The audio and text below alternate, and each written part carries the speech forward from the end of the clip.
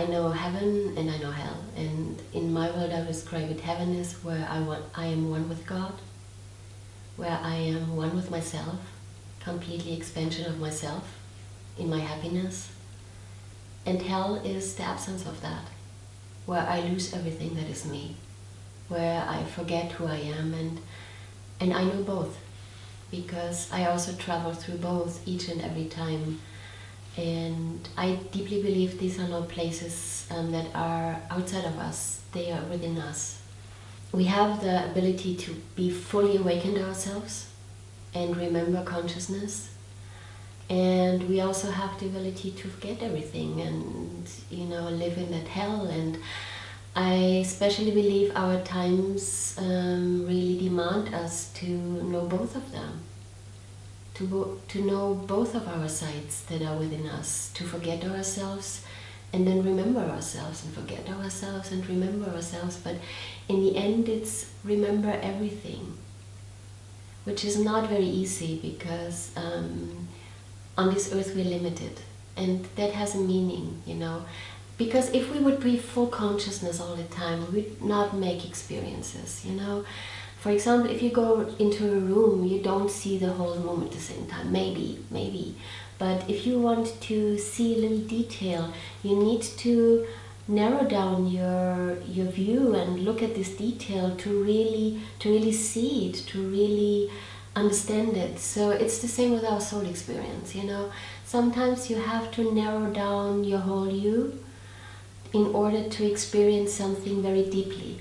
Because I think in my expansion, when I'm everything, I cannot do that. But it's such a beauty in there to become so focused on something that you can see the depth of something and dive into that.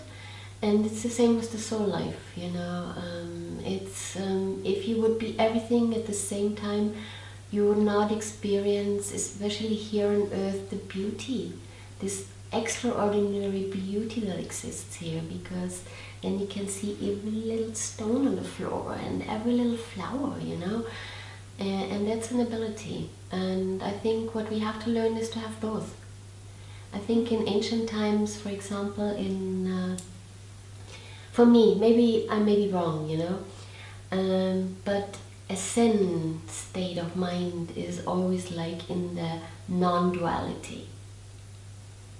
But I want both. I want this non-duality, and I want this incredible sensual spirituality, how I call it, to touch this earth, to hear this earth, to taste this earth, and to hear this earth, and everything that is around me. So I think this is maybe what I call a spiritual spirituality. A spirituality does not exclude the experience on earth, and dive into it fully, and eat it, swallow it, hear it, digest it.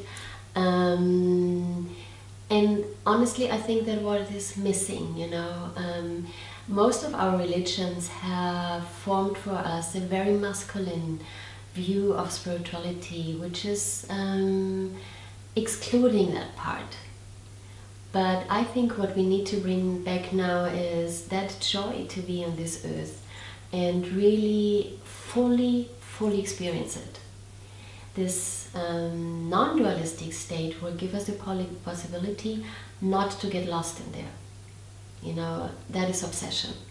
Obsession means that you stick to that object that you are obsessed with, But you can experience it, and you can really fully experience it, and live it.